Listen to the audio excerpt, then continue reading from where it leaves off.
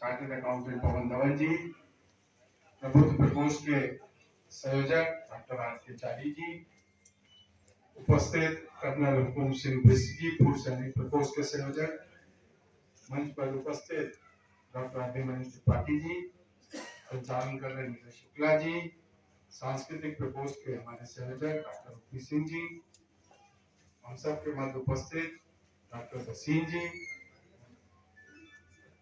चिकित्सा प्रकोष्ठ के डॉक्टर विद्या सारस्वत जी, सामने बैठे हमारे आलमबाग संगत के हमारे सम्मानित प्रधान निर्मल सिंह जी, गुरमीत जी,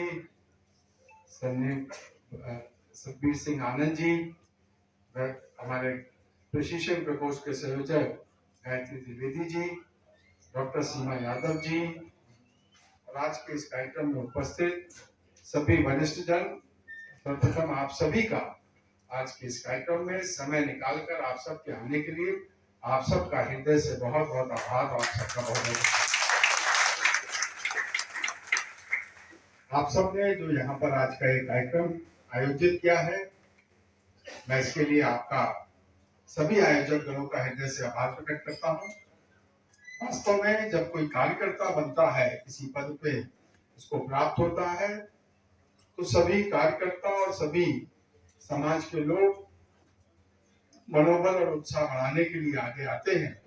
उसी क्रम में जब से मुझे नई जिम्मेदारी सदस्य विधान परिषद की पार्टी ने दी है, उसके बाद जिस प्रकार का अपार स्नेह लखनऊ की जनता का और हमारे संगठन के कार्यकर्ताओं का मिला, उसके लिए भी मैं बहुत बहुत ऋणी हूँ आप सभी का कि आप सब लगातार मेरा उत्साह वर्धन करने के लिए यहाँ पर उपस्थित होकर और यह कार्यक्रम आयोजित करते हैं। इसके लिए बहुत एक बार पुनः हृदय से बहुत बहुत आभार, बहुत बहुत अगर जहाँ तक सामने लोग देख नहीं पा रहे, जहाँ तक के सदस्य विधान परिषद की जिम्मेदारी मुझे मिली है, वास्तव में यह भारतीय जनता पार्टी में ही संभव है। जिस पार्टी को कहा जाता है यह कार्यकर्ताओं की पार्टी है, पार्टी विद डिफरेंस है। यहाँ कोई भी कार्यकर्ता कहीं से कहीं पहुंच सकता है, दूसरे अध्यक्ष भी राष्ट्रीय अध्यक्ष पहुंच सकता है, और मुझ जैसा सामान्य कार्यकर्ता भी उत्तर प्रदेश के उच्च सदन में पहुंच सकता है। यह भारतीय जनता पार्टी में संभव है। इसके लिए मैं माननीय सम्मानित प्रधानमंत्री जी का, माननीय हमारे राष्ट्रीय अध्यक्ष जेपी नड्डा जी का और हमारे यशस्वी रक्षा मंत्री माननीय राजनाथ सिंह जी, हमारे माननीय मुख्यमंत्री जी, हमारे संगठन के अध्यक्ष स्वतंत्र देव जी, इन सबका हृदय से आभार प्रकट करता हूँ कि उन सब ने मुझे को यह जिम्मेदारी योग्य समझा और मुझे जनसेवा के लिए प्रेरित करते हुए ये नई जिम्मेदारी दी है, ताकि मैं लोगों की और जनता की और सेवा कर सकूं। इसके लिए निश्चित रूप से संगठन का भी मैं ऋणी हूँ। आज हम सब कह सकते हैं कि आने वाले समय में, वर्तमान समय में मैं सबसे पहले तो 2 अभियान चल रहे हैं, उसका मैं आप सबसे जिक्र करना चाहूंगा। आजादी का अमृत महोत्सव, हमारी आजादी की 75वीं वर्षगांठ है और माननीय प्रधानमंत्री जी ने इस 75वीं वर्षगांठ के लिए विशेष तैयारी की है। हम लोगों ने आजादी का 1947 का दौर तो नहीं देखा, उस आजादी के बाद जो उत्साह था लोगों में, मगर हम इस आयोजन को पूरी भव्यता के साथ मना सकते हैं क्योंकि आजादी की 75वीं वर्षगांठ है। तो माननीय प्रधानमंत्री जी ने आह्वान किया है जनता जनार्दन से कि हम आजादी का अमृत महोत्सव मनाएं और हर घर तिरंगा फहराएं। तो हम सब यह संकल्प लें कि 13 से 15 तक, तो माननीय प्रधानमंत्री जी का आह्वान है, आग्रह है, अपेक्षा है कि हर घर तिरंगा अभियान में शामिल होते हुए अपने घरों पे 13 तारीख को झंडा लगाएं और साथ साथ अपने आसपास के घरों के लोगों को भी प्रेरित करके पूरा देश, पूरा प्रदेश 13 तारीख से 15 तारीख तक राष्ट्रीय ध्वज हर घर पे लगेगा। हम सबको ऐसा संकल्प प्रत्येक नागरिक को लेना चाहिए। और उसके साथ साथ एक और अभियान चल रहा है बूस्टर डोज का, उसका भी मैं आग्रह करूंगा कि हम सबको 2 डोज लगने के बाद जो बूस्टर डोज जो केंद्र सरकार की ओर से पुनः एक निःशुल्क व्यवस्था की गई है, उसका हम सबको उपयोग करते हुए बूस्टर डोज लगवानी चाहिए और अपने आप को सुरक्षित करना चाहिए। जहां तक कि आज के कार्यक्रम की बात है, आज सब प्रबुद्ध जन यहाँ पर एकत्रित है और हम सब इस बात का अनुभव कर सकते हैं कि जब जब भारतीय जनता पार्टी की सरकार आती है, किस प्रकार का परिवर्तन समाज में होता है। या तो श्रद्धेय अटल जी ने जिस समय 5 वर्ष तक सरकार चलाई, उस समय की गठबंधन की सरकार थी, उन्होंने बहुत सी योजनाएं दी, देश को बढ़ाने का काम किया। मगर अब जनता जनार्दन ने इस बात को महसूस किया कि भारतीय जनता पार्टी की सरकार जब पूर्ण बहुमत से आएगी, जब पूरी ताकत देके भेजेंगे, तब एक बड़ा परिवर्तन आएगा। और पिछले 8 वर्षों में हम इस चीज को अनुभव कर सकते हैं कि जब से केंद्र में माननीय प्रधानमंत्री मोदी जी के नेतृत्व में पूर्ण बहुमत की सरकार बन के आई है, हमारी सरकार ने पूरे देश में एक विजन के साथ काम करते हुए हर क्षेत्र में एक बड़ा परिवर्तन आया है। हम इस बात को महसूस कर सकते हैं माननीय प्रधानमंत्री मोदी जी के नेतृत्व में, माननीय रक्षा मंत्री राजनाथ जी के नेतृत्व में आज शिक्षा का क्षेत्र हो, चिकित्सा का क्षेत्र हो, हर क्षेत्र में स्पोर्ट्स एक्टिविटी हो, हर क्षेत्र में हमारे देश ने तरक्की करी है, हमारा देश लगातार आगे बढ़ा है। और हम सबको सामूहिक ताकत देते हुए जन सहभागिता से आज देश आगे बढ़ा, आगे और भी अपने लक्ष्यों को प्राप्त करेगा। हम इस बात का अनुभव करते हैं कि शिक्षा के क्षेत्र में निश्चित रूप से माननीय प्रधानमंत्री मोदी जी के नेतृत्व में, माननीय मुख्यमंत्री योगी जी के नेतृत्व में और जहां जहां भारतीय जनता पार्टी की सरकारें हैं, पूरे देश में जो विजन दिया है माननीय प्रधानमंत्री जी ने, 36 वर्षों बाद शिक्षा नीति आई है।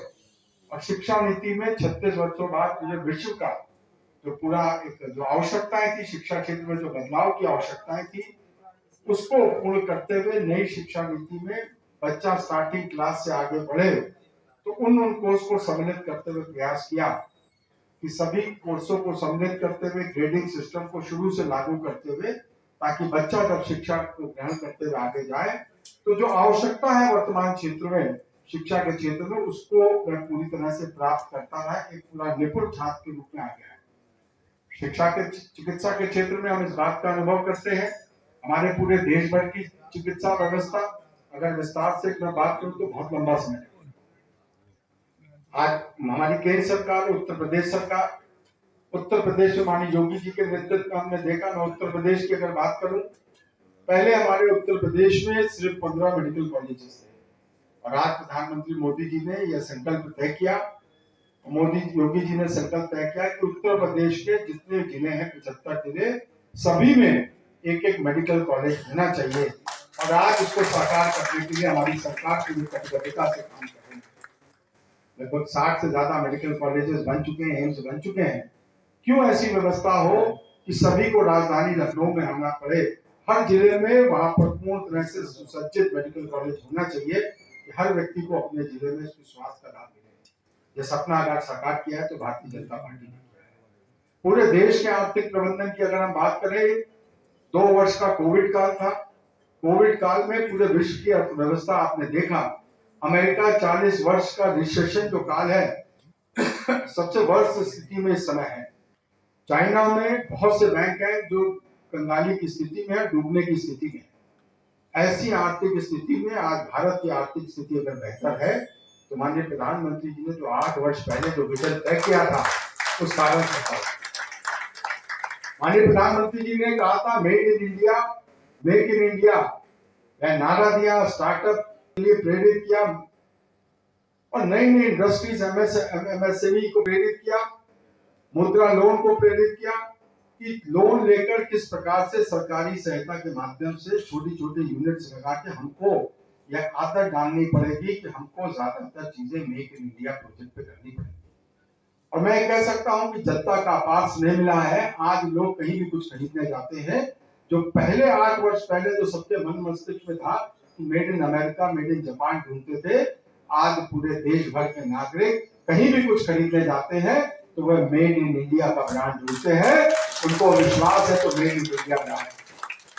माननीय प्रधानमंत्री जी ने कहा हमको की चीज बनानी है, ऐसी चीजें बनानी है जिसको हम एक्सपोर्ट भी कर सके और कंज्यूम भी कर सके। मैं एक उदाहरण आपको देना चाहूंगा, बहुत समान सी टॉय इंडस्ट्रीज है। टॉय इंडस्ट्रीज में पहले हम जो इंपोर्ट करते थे 3000 करोड़ का, 3000 करोड़ रुपीस का 2014 से पहले, और माननीय प्रधानमंत्री जी ने जो local for vocal, made in India के लिए जो प्रेरित किया, तो हम जो इंपोर्ट करते थे 3000 करोड़ का और जो हम यहाँ से बना के टॉयज बाहर बेचते थे वो मात्र 250 करोड़ का। आपको मैं आंकड़ा बताते हुए निश्चित रूप से मुझे बड़ी प्रसन्नता हो रही है कि 8 वर्षों में देश में किस प्रकार से सोच का परिवर्तन हुआ है। आज प्रत्येक नागरिक, प्रत्येक यूथ इस कमिटमेंट के साथ कि मुझे भी राष्ट्र के लिए कुछ करना है, मुझे भी कुछ ना कुछ नया इनोवेशन करना है और मेड इन इंडिया के संकल्प और नारे, प्रधानमंत्री जी के नारे को आगे बढ़े जाना है। उस टॉयज इंडस्ट्रीज में 8 सालों बाद इतना बड़ा परिवर्तन आया है जो हम 3000 करोड़ रुपए के, जो 1000 करोड़ के टॉयज खरीदते थे, अब उसमें 70% की कमी आ गई है। अब हम सिर्फ 8000 और 9000 करोड़ का टॉयज खरीदते हैं और इसी के उलट जो हम एक्सपोर्ट करते थे 250 करोड़ का, एक्सपोर्ट जो है 250 करोड़ से अब हमारा 2300 करोड़ का एक्सपोर्ट चला गया है। यह फिगर जो है आपस में बदल गई है। इंपोर्ट की फिगर्स अब एक्सपोर्ट में आ गई, एक्सपोर्ट की फिगर्स इंपोर्ट में आ गई। यह ताकत होती है जब आपका प्रधानमंत्री एक बड़े लक्ष्य के साथ काम करता है, आपकी सरकार एक कटिबद्धता के साथ काम करती है। हमने देखा 2014 से पहले रक्षा के क्षेत्र में, 2014 से पहले हमको लगता था कि पाकिस्तान चुनौती है, मगर जिस प्रकार की सर्जिकल स्ट्राइक हुई, जिस प्रकार से हर बार पाकिस्तान को जवाब देने का काम हमारी सेना ने किया और हमारी सरकारों का दिल संकल्प था, आज 8 वर्षों में प्रत्येक नागरिक का, एक एक व्यक्ति का इतना मनोबल ऊंचा है कि आज भारत के नागरिक को अब पाकिस्तान से कोई चुनौती नहीं है। पाकिस्तान को हमसे डर लग सकता है मगर हमारे लिए पाकिस्तान कई चुनौती में नहीं है। उसके साथ साथ हमने चाइना के सामने एक ऐसी स्थितियों का निर्माण कर दिया तो चाइना की विस्तारवादी जो नीति थी उसको रोकने का काम भारत ने किया है। यह बदली हुई परिस्थिति है। पहले चाइना, आपने देखा पूर्व में 1962 का युद्ध जो हमारे सामने चुनौतीपूर्ण स्थिति आई, उसमें हमें कठिनाई का सामना करना पड़ा। उसका कारण था 1962 के युद्ध के कारण जो हमें कठिनाई का सामना करना पड़ा, उसका मूल कारण यह था हमारे पास बॉर्डर्स पे इंफ्रास्ट्रक्चर नहीं था। हमारी आर्मी को जहां पर 1 दिन में पहुंचना था वहां हमारी आर्मी 5 दिन में पहुंची है। मगर आज हम कह सकते हैं 8 वर्ष में रक्षा के क्षेत्र में बहुत बड़ा परिवर्तन आया है।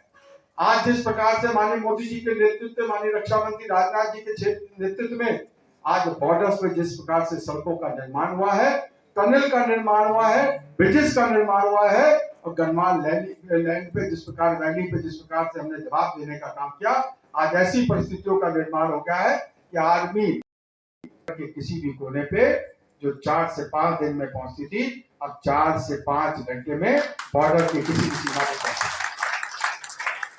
इससे पहले चाइना ने जब कभी भी चुनौती देने का काम किया, उसकी विस्तारवादी नीति के कारण उसने हमारा बहुत सारे जमीन का हिस्सा लेने का काम किया।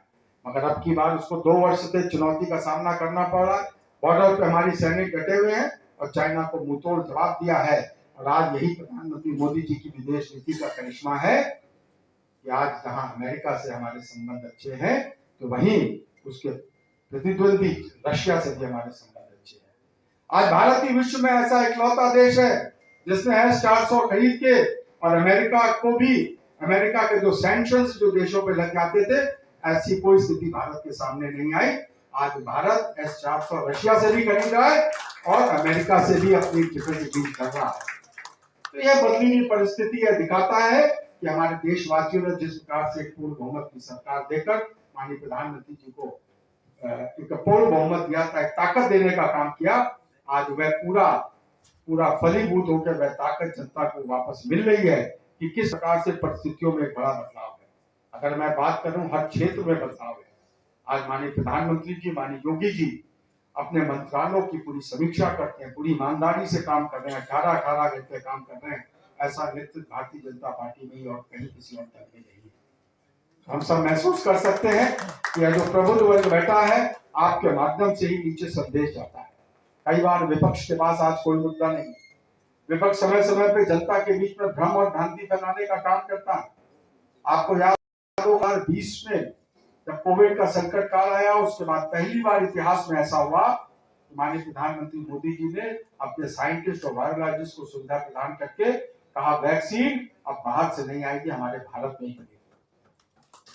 अब प्रत्येक भारतीय को इस बात का गर्व हुआ कि एक रिकॉर्ड टाइम में वैक्सीन बनाने का काम किया। जब अमेरिका की वैक्सीन बनी थी तो उसी समय हिंदुस्तान की भी वैक्सीन बनी और उसके साथ साथ कोविड वैक्सीन जो बनाने का काम किया उसमें चाहे कोविशील्ड हो और चाहे कोवैक्सीन हो, दोनों वैक्सीन पूरे विश्व में सबसे सस्ती वैक्सीन और सबसे इफेक्टिव वैक्सीन अगर थी तो भारतीय वैक्सीन। और आज जिस प्रकार से जो वैक्सीनेशन का अभियान चलाया गया, विपक्ष ने उस समय एक भ्रम फैलाने का प्रयास किया कि हम वैक्सीन नहीं लगाएंगे, ये भाजपा की वैक्सीन है। वैक्सीन सरकार संसाधन उपलब्ध कराती है, सरकार मनोबल बढ़ाती है, वैक्सीन तो हमारे साइंटिस्ट बनाते हैं, मगर लोगों के बीच में कंफ्यूजन क्रिएट करने का काम। ये जो प्रबुद्ध वर्ग बैठा, आगे आने वाले समय पे हमें हर चुनौती से सजग रहना होगा। और उसके बाद ऐसी स्थिति का निर्माण हुआ कि जो लोग उस वैक्सीन का विरोध कर रहे थे, वे स्वयं अपने घर में लोगों को और स्वयं भी वैक्सीन को लगाने का काम कर रहे थे। आज अगर उनसे कोई पूछे कि ऐसी कौन सी स्थिति थी, उन्होंने, हमारे देश में बहुत से लोग गांव में रहते, ग्रामीण क्षेत्र में रहते, उनके बीच में क्यों यह भ्रम फैलाने का काम किया था कि लोग वैक्सीन न लगाएं। आप कल्पना कीजिए, तो हमारे सरकारें पूरी कटिबद्धता के साथ, हमारे डॉक्टर्स और जो लोग उसमें सम्मिलित थे, सबने वैक्सीनेशन अभियान इतनी महत्वपूर्ण तरीके से, इतनी डिवोशन के साथ किया, लोगों को अवेयर किया, तैयार करना पड़ा। और आज हम कह सकते हैं कि मोर देन 93% को डबल डोज लग चुकी है।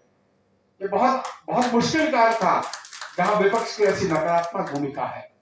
और उसके साथ साथ हम जानते हैं कि हमारी जो नेबर कंट्रीज हैं, उसको भी प्रधानमंत्री मोदी जी ने, आज वैश्विक स्थिति ऐसी बन चुकी है, चाइना हमारे कंट्री के आसपास जो नेबर कंट्रीज है, वहां पर अपनी पैठ बनाना चाहता है और वहां पे अपनी पहुंच बनाना चाहता है। उस डिप्लोमेसी में हमारे प्रधानमंत्री मोदी जी ने आज अपने नेबर कंट्री से संबंध सुधारने के लिए जो हमारे पास वैक्सीन एक्स्ट्रा थी, अपार्ट जो हमारे वैक्सीनेशन के अलावा, वह देने का काम किया।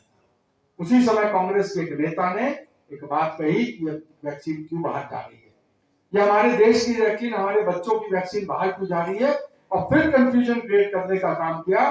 और उन्होंने कहा था कि प्रधानमंत्री मोदी जी जिस स्पीड से वैक्सीनेशन करा रहे हैं, उस तरह वैक्सीनेशन पूरे देश का 20 सालों में होगा। और यह 20 साल का जो उन्होंने भ्रम फैलाने का काम किया, और हमने यह देखा, माननीय प्रधानमंत्री मोदी जी ने कहा था कि 1 साल के अंदर सबको वैक्सीनेशन हो जाएगा। तो वो उन्होंने जो कहा वो उन्होंने किया। दिसंबर 21 तक मैक्सिमम लोगों को वैक्सीन लग चुकी थी, कोई वैक्सीन की कमी नहीं थी। मगर बात यह है कि कंफ्यूजन क्यों क्रिएट किया गया। जो पॉलिटिकल जो सिनेरियोज है, पॉलिटिकल पार्टीज हैं, उनको ऐसा कार्य नहीं करना चाहिए। ये सब जनहित के कार्य हैं, राजनीतिक मुद्दों पर राजनीति होनी चाहिए, मगर ऐसी मुद्दों पर राजनीति नहीं होनी चाहिए। आज कई बार मैं सुनता हूं, कभी कभी यह भी चर्चा हो जाती है, आर्थिक विश्लेषण करने लगते हैं लोग कि आर्थिक क्या स्थिति है भारत की। और मैं ये कह सकता हूं, हमारे पवन धवन जी विशेषज्ञ हैं, इसके बहुत जानकारी रखते हैं, डिबेट्स में बैठते हैं। मैं ये कह सकता हूं कि आज भारत की स्थिति, आर्थिक स्थिति बहुत बेहतर है, और बहुत से ऐसे विकसित देश हैं उनसे बेहतर है, मैं पूरे विश्वास के साथ कह सकता हूं। आज भारत का फॉरेन रिजर्व अच्छा खासा रिजर्व है, लगभग $570 बिलियन का एक बड़ा फॉरेन रिजर्व है। और अभी कुछ समय पहले पूर्व हमारे आरबीआई के जो गवर्नर थे रघुराम राजन, उनका इंटरव्यू लिया गया। यह इसलिए लिया गया कि कुछ नेगेटिव बात आ जाए। उन्होंने भी ये कहा कि प्रधानमंत्री मोदी जी के विजन के कारण आज ऐसी कोई स्थिति नहीं है, हमारा देश पूरी तरह से सुरक्षित है और हमारे देश की आर्थिक स्थिति बहुत बेहतर है। यह जरूर आज वैश्विक एक चुनौती आई है, क्योंकि 2 वर्ष तक कोविड काल रहा, और उसके बाद जिस प्रकार से जो रशिया की जो वॉर हुई है, उसमें रशिया की वॉर के बाद और यूक्रेन की वॉर के बाद एक सप्लाई का जो कट ऑफ हो, उससे संकट पूरे देश, पूरे विश्व में आया है, और उसका असर विश्व की कई कंट्रीज पे पड़ा है। मगर अगर सबसे कम अगर है तो मैं कह सकता हूँ भारत पे। मगर ऐसी स्थितियों में, इस फाइनेंशियल सिचुएशन पे भी कभी कभी विपक्ष को तो मुद्दा नहीं है, बहुत ज्यादा नहीं, कभी कभी इस बात की भी नेगेटिव चर्चा कर सकता है। मगर जो प्रबुद्ध वर्ग है, हमको हर चीज पे अपडेट करना है, और बहुत सा एक बड़ा वर्ग है जो बहुत चीजें नहीं जानता है। हमें लोगों को कहीं पे भी कोई प्रश्न हो तो उसका जवाब देते हुए उनकी जानकारी को अपडेट करने की आवश्यकता है। शेष आज के इस अवसर पर मैंने काफी कुछ बातें आप सबके समक्ष कही, मगर आप सब जानकार लोग हैं, आप सबको सब कुछ पता है। बस कुछ विषय मेरे संज्ञान में आए, मैंने कहा आप सबसे शेयर करूं। शेष हमारे देश और प्रदेश की स्थिति पे हम ये कह सकते हैं बड़ा परिवर्तन है। उत्तर प्रदेश में माननीय योगी जी के नेतृत्व में बड़ा बदलाव आया है। और 2017 से पहले जिस उत्तर प्रदेश को कहा जाता था उत्तर प्रदेश की कानून व्यवस्था ध्वस्त है, महिलाएं सुरक्षित नहीं है, मगर 5 सालों में कैसा परिवर्तन आया है। आज हमारा Uttar Pradesh law and order के मामले में सबसे बेहतर है और एक अच्छा एग्जाम्पल योगी जी ने सेट किया है। आज महिलाएं सुरक्षित उत्तर प्रदेश में है और हमारा उत्तर प्रदेश धीरे धीरे आगे बढ़ रहा है। यहाँ पर इन्वेस्टमेंट करने के लिए देश और विदेश से लोग आ रहे हैं और आपने देखा कि इन्वेस्टर मीट के साथ साथ पहली बार ऐसा हुआ कि उत्तर प्रदेश में अच्छा वातावरण देने के बाद 3 लाख करोड़ की ग्राउंड पे यूनिट्स आ चुकी हैं, 3 लाख करोड़ की इन्वेस्टमेंट ऑलरेडी हो चुकी है। और उसका कारण अगर श्रेय जाता है तो माननीय मोदी जी और माननीय मुख्यमंत्री योगी जी के नेतृत्व को जाता है। योगी जी ने जिस प्रकार से एक सुविधा मुहैया कराने का काम किया, सबसे पहली सुविधा उन्होंने जिस प्रकार से लॉ एंड ऑर्डर की व्यवस्था उत्तर प्रदेश में कायम की, दूसरा उन्होंने इलेक्ट्रिसिटी में बड़ा बदलाव रहा। आप सब जानते हैं हमारी भारतीय जनता पार्टी की सरकारों में कोई वीआईपी पेंशन नहीं है। पहले सपा बसपा की सरकारों में टॉप 5 या 6 जिले जहां पे वीआईपी नेता रहते हैं उनको वीआईपी डिस्ट्रीब्यूशन में भी उनको प्रेफरेंसेस दी जाती थी। माननीय योगी जी ने कहा है कोई वीआईपी नहीं है, सब आम है और सब खास है। इस पद्धति पे बिजली का वितरण भी हो रहा है। हमारे 75 जिलों पे बराबर का डिस्ट्रीब्यूशन है। जो पॉलिसी एक जिले के लिए वो सभी 75 जिले के लिए। उसका अंतर यह है कि आज बिजली डिस्ट्रीब्यूशन हो रहा है और बहुत अच्छी व्यवस्था के साथ हो रहा है। तो बिजली की उपलब्धता देने के कारण, लॉ एंड ऑर्डर की सुविधा देने के बाद और सिंगल विंडो सिस्टम की सुविधा देने के बाद लोगों को भ्रमण न करना पड़े इधर उधर। और जिस प्रकार से और एक और स्टेप तो माननीय मोदी जी बहुत पहले ले चुके हैं, जीएसटी का 17 टैक्सेस को मर्ज करके जो जीएसटी को किया ताकि लोगों को सिंगल विंडो सिस्टम पे अधिक जो टैक्सेशन व्यवस्था उसको सिंप्लीफाई कर दिया। लोगों की बहुत पहले से डिमांड थी इन्वेस्टर्स की। तो यह सब जो बदलाव आए हैं उसके कारण से आज उत्तर प्रदेश में भी इन्वेस्टमेंट बढ़ा है। तो हम ये कह सकते हैं आज देश और प्रदेश हमारे भारतीय जनता पार्टी के करिश्माई नेता माननीय प्रधानमंत्री मोदी जी, माननीय उत्तर प्रदेश के मुख्यमंत्री योगी जी के नेतृत्व में सुरक्षित है और देश और प्रदेश दोनों आगे बढ़ रहा है। और आने वाले समय में जो भारतीय जनता पार्टी का एक संकल्प है कि भारत जो पहले विश्व गुरु के पद पे था पूरे वर्ल्ड को लीड करता था, आने वाले समय में इन फ्यूचर आने वाले वर्षों में भारत फिर लीड करे वर्ल्ड को, इस कल्पना के साथ भारत आगे बढ़ रहा है। और इसके साथ साथ मैं कहना चाहूंगा कि हम सबका सौभाग्य भी है कि हमारे लखनऊ के माननीय सांसद देश की यशस्वी रक्षा मंत्री जी, उनकी भी बहुत बड़ी केंद्रीय नेतृत्व में केंद्र सरकार में बहुत बड़ी भूमिका है। 2014 से 2019 तक गृह मंत्री की जिम्मेदारी का उन्होंने निर्वाह किया और वही एक कालखंड ऐसा था जब देश के सामने एक और चुनौती थी जिसको हम लोग भूल गए हैं।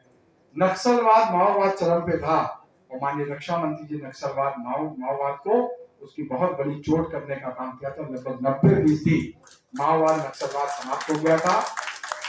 आतंकवाद पे चोट करने का काम किया था और आज वे रक्षा मंत्री के दायित्व का निर्वाह कर रहे हैं। उन्होंने 309 चीजें ऐसी हैं जो पहले हम इंपोर्ट करते थे, उन्होंने वह लिस्ट जारी करके वह 309 चीजें रक्षा क्षेत्र की ऐसी हैं उन्होंने तय किया है वो मेड इन इंडिया होगी। जो रेवेन्यू बाहर जाती है वो हमारे देश के लोगों को मिलेगी। वह 309 चीजें मेड इन इंडिया यहीं पर ही बनेगी और यहीं पर उपयोग में आएगी। एक उन्होंने एक बहुत बड़ा उदाहरण प्रस्तुत करने का काम किया है और पूरे देश के इंफ्रास्ट्रक्चर में और अन्य पार्टी के महत्वपूर्ण दायित्वों का वह निर्वाह करते रहते हैं।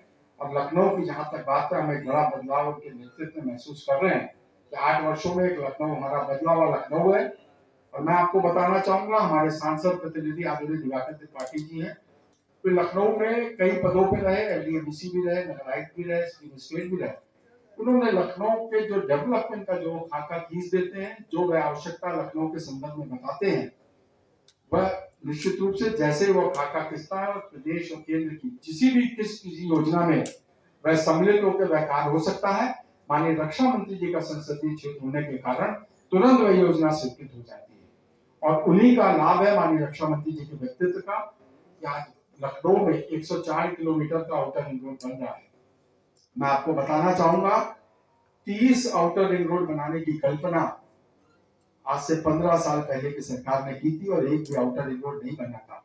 आज हम ये कह सकते हैं कि दिल्ली का आउटर रिंग रोड बना है, दिल्ली के बाद अगर सबसे बड़ा 104 किलोमीटर का आउटर रिंग रोड कहीं बन रहा है हमारे और आपके शहर लखनऊ में। यह 104 किलोमीटर का आउटर रिंग रोड बहुत बड़ा क्रांतिकारी बदलाव लाने वाला है। एक बड़ा लैंड बैंक तैयार होगा, बड़ी इंडस्ट्रीज होगी, बड़े हाउसेज आएंगे, रोजगार के अवसर सर्जित होंगे और साथ साथ ट्रांसपोर्टेशन में बहुत मदद मिलने वाली है। बाहर के स्टेट्स का ट्रैफिक और हमारे शहर के अंदर नहीं आएगा, बाहर से गाड़ी चलेगा। और माननीय रक्षा मंत्री जी इस लक्ष्य के साथ उस काम की मॉनिटरिंग करते हैं और अगले 7-8 महीनों में वह काम हो जाएगा। तो किसी शहर के बाहर अगर आउटर रिंग रोड बनता है तो उसमें लैंड एक्विजिशन में बहुत परेशानी आती है। उसी के कारण बाकी आउटर रिंग रोड बहुत गिने चुने आउटर रिंग रोड बने हैं। देश का दूसरा सबसे बड़ा आउटर रिंग रोड लखनऊ में बन रहा है, अति शीघ्र पूर्णता की ओर है। लगभग 70% काम उसका पूर्ण हो चुका है, 30% काम भी बहुत जल्द पूर्ण होने वाला है। और लखनऊ में आपने देखा होगा 2014 से पहले जो जाम की स्थिति थी, 10 फ्लाईओवर की आवश्यकता बताई थी, उसका खाका खींचा गया था और आज हम ये कह सकते हैं लगभग 6 या 7 फ्लाईओवर बन चुके हैं। बाकी का भी पैसा स्वीकृत हो गया है और बहुत जल्द वह कार्य भी प्रारंभ होगा और वह कार्य भी पूर्ण होगा। हम उस फ्लाईओवर्स की गिनती आपकी जानकारी में भी है। हमारे बगल में लालपुर वाला फ्लाईओवर किस प्रकार से उसने कनेक्टिविटी को सुलभ किया, मध्य विधानसभा और पश्चिम के राजाजीपुरम को आधे घंटे के रास्ते को मात्र 8 मिनट में परिवर्तित करने का काम किया। और हमने देखा था कि राजाजीपुरम के लोगों को जब मेडिकल कॉलेज जाना होता था नखास में वह जाम में फंस जाते थे। आज वह 2 किलोमीटर लंबा ब्रिज बनाकर सीधे कनेक्टिविटी हैदरगंज तिराहे से लेके और चरक के आगे तक दीबू पार तक देने का काम किया। वह कनेक्टिविटी स्ट्रॉन्ग हुई है। एक और पुल आपने देखा हैदरगंज तिराहे से विक्रम कॉटन मिल तक, पश्चिम विधानसभा में 2 ब्रिजेस और एक उसके साथ साथ आप सब अगर नगर या गोमती नगर के इंदिरा नगर की तरफ के रहने वाले हो तो आपने अनुभव किया होगा टेढ़ी पुलिया का जो पुल नहीं बना था, आधे घंटे वहां जाम रहता था। आज टेढ़ी पुलिया का पुल बन चुका है, सुचारू रूप से चल रहा है, उससे आवागमन निश्चित रूप से बहुत सुलभ हुआ है। उसी के आगे सेक्टर 25 का फ्लाईओवर का काम चल रहा है, उसी के ठीक आगे मुंशी पुलिया फ्लाईओवर का कार्य पैसा स्वीकृत हो चुका है, बहुत जल्द वह कार्य प्रारंभ होने वाला है। उसके साथ साथ IIM भी आपने देखा होगा अक्सर जाम लग जाता था, वहां पर भी कार्य प्रारंभ हो गया है। इतने फ्लाईओवर, जितने भी फ्लाईओवर लखनऊ की जनता और हमारे माननीय सांसद प्रतिनिधि दिवाकर त्रिपाठी की लखनऊ की आवश्यकता बताते हैं, उसको तुरंत माननीय रक्षा मंत्री जी उसका परचू करके और लखनऊ की जनता को सौगात देने का काम करते हैं। मैं चाहूंगा माननीय रक्षा मंत्री जी के लिए जोरदार तालियों से स्वागत करिए। उनका जो लखनऊ के प्रति लगाव है, जो लखनऊ के प्रति समर्पण है, जनता के प्रति जो उनका श्रद्धा भाव है कि लखनऊ की जनता के लिए क्या कर दे, उसका लाभ निश्चित रूप से मिलता है और धीरे धीरे बड़े परिवर्तन की ओर लखनऊ है।